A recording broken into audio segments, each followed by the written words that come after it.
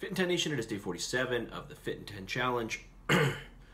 And in case you haven't already seen, the Calendly link is up for you to book your next body analysis scan for this weekend, which starts Saturday and runs all the way through Tuesday.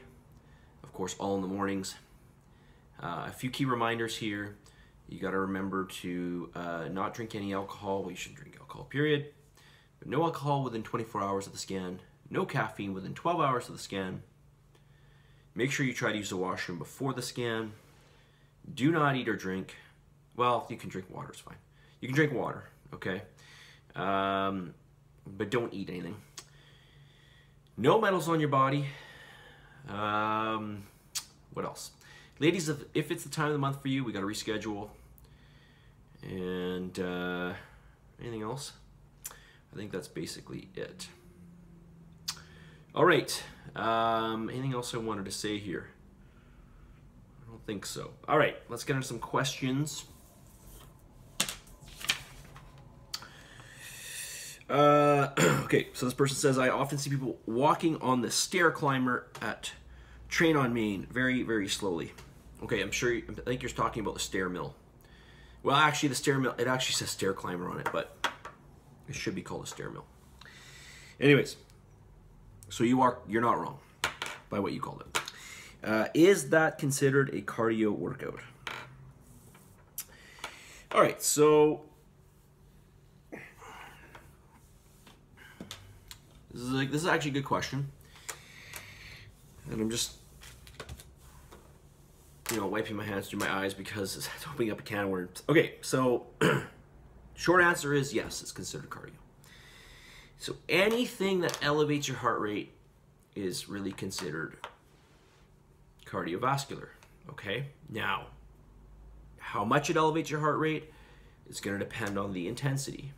Now, you're probably saying, well, they're walking slowly. So, I mean, how hard can that be? I mean, is that really cardiovascular? I think that's probably why you're asking me. Well, go and, slowly walk. So if you're doing the stair mill for, let's say, 40 minutes, okay, that's equivalent to about, walking about 100 flights of stairs. So go and walk 100 flights of stairs nonstop. Just keep walking up those stairs and tell me if you feel that's hard or not. Now, it might not be hard, but for a lot of people it is hard because they're carrying their body weight upstairs. Now, I suspect if you did it, I don't know if you'd find it hard, but your heart rate would definitely be elevated, probably a fair amount. Okay, it would probably be up around that 130 to 140 beats per minute. Okay, so it's that continuous walking up the stairs. So while you're not moving that fast, you are carrying your body weight, consistently up steps. So that's what makes it hard. It's the amount of resistance, right? And we've kind of talked about this. Why is it that you can elevate your heart rate after doing 5 reps of squats, with a 5 rep max? It's because the resistance is so high that you have to exert so much, right? So the fact that you're carrying your body upstairs is it's enough work, it's enough exertion that it's requiring the amount of oxygen that it is. Okay, so you're walking up the stairs. You're essentially doing like a half a lunge. You could kind of look at it like that, half lunge over and over again.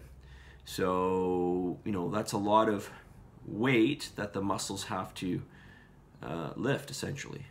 Okay, like walking. People always say to me, a lot of people say to me, "Oh, my legs are strong because I do a lot of walking."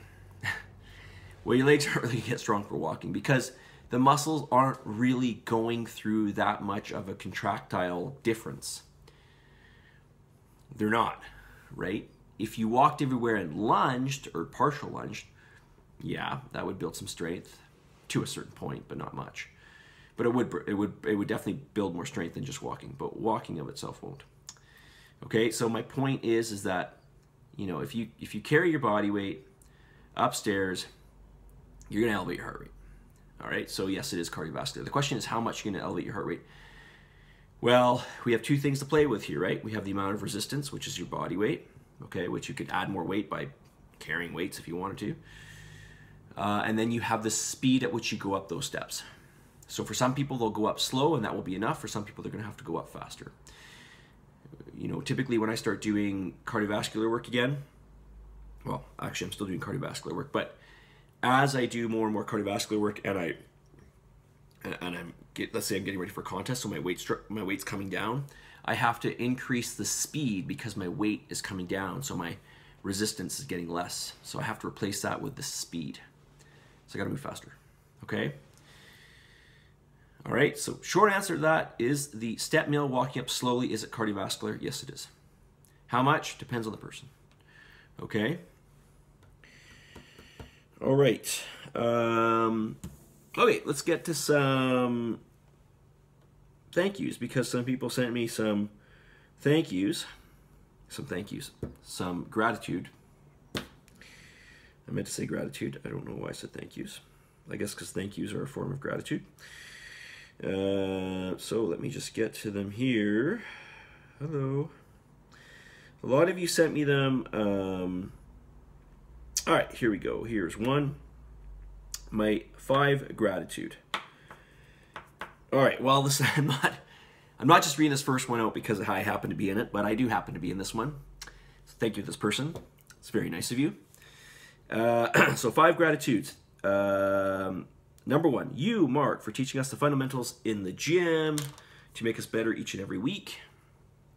The daily videos and efforts you put in each and every day is very appreciative and keeps us accountable and on track. Thank you very much.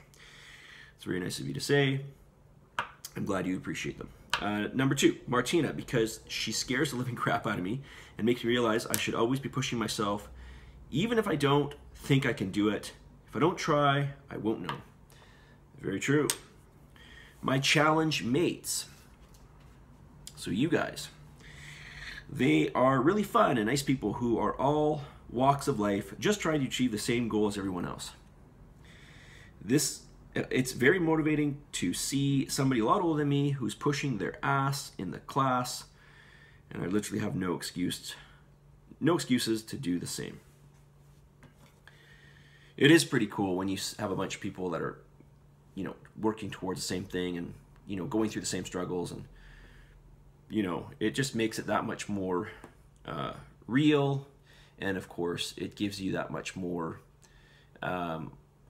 confidence may not be the right word, but it gives you that much more I don't know, goodwill and hope, right? Because everybody's going through the same thing. You don't feel so alone. You kind of realize everybody's in the same boat. Number 4, this challenge, learning a new lifestyle change that's going to benefit me now and in the long run. I want to forever better myself. Number 5, I'm very grateful for carbs because pasta and rice make me happy. All right, thank you for that. And let's go through one more here, if I can find one more. This person says, my health. Paying it forward. The more I can do to be strong and active now, the better I will be as I age. Number 2, my kids and husband, they are the reason I want to be around for a very long time. 3, my career. So blessed that I am where I am today, as it allows me the flexibility to enjoy what I do, but also enjoy life outside of working. My friends, they believe in me more than I could ever believe in myself. They are my lifeline, even when I don't think I need one. Well, I'm really happy to know that your friends believe in you, but you should believe in yourself as well. There is no reason to. You have no good reason not to believe in yourself. I keep telling you.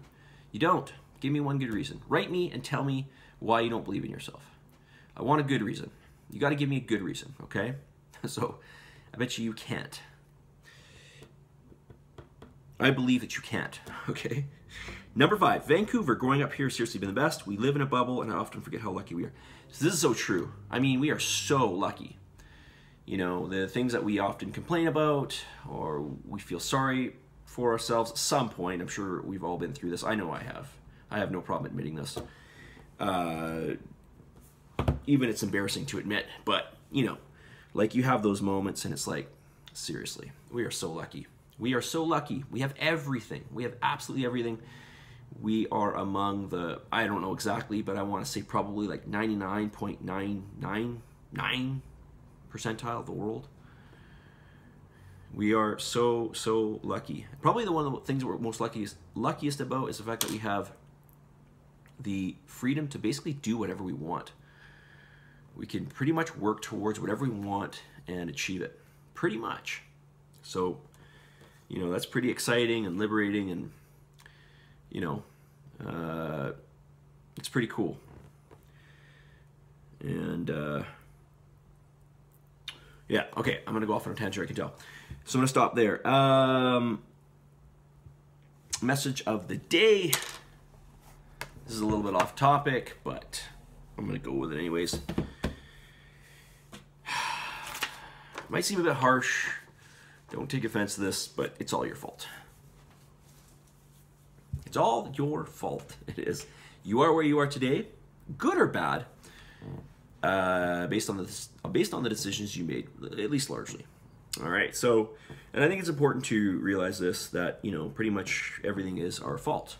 And I say good or bad, right? Because, you know, you got to give yourself kudos for all the good things, and then maybe the things that you're not so happy with, well, you just got to realize where you're making the wrongs and then try to make up for those. And believe me, yours truly has many of those that I'm aware of, and for the ones that I'm not aware of, I hope I become aware of those pretty soon, okay? But remind yourself that it is all your fault. The good thing is, though, is if you recognize that it is all your fault, you can take the responsibility upon yourself to change it. The problem lies is when you believe it's not, when you believe it's out of your hands, there's nothing you can do, right? So, whether it is in your hands or not, I like to always believe that it is, and I think you should too, because the reality is it is for the most part, everything's in your own hands. Just make the right choices, make the right decisions. Write things on paper. Do not make emotional decisions. The amount of times I've wanted to make a decision on the spot, but I've realized that I am getting tricked by my emotions here. I'm going to wait on this for a day, and then sure enough, as time goes by, I change my mind about how I'm going to react or what I'm going to do. So just take responsibility, and there's a lot that you can change in your life and make life much better for yourself, and, you know, become a friend to yourself, not an enemy, right?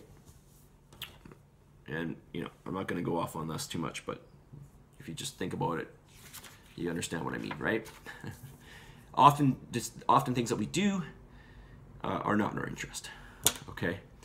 Well, maybe not often, but sometimes. All right, day 47 in the books. Submit, commit to this challenge, believe in yourself, positive energy, positive vibes.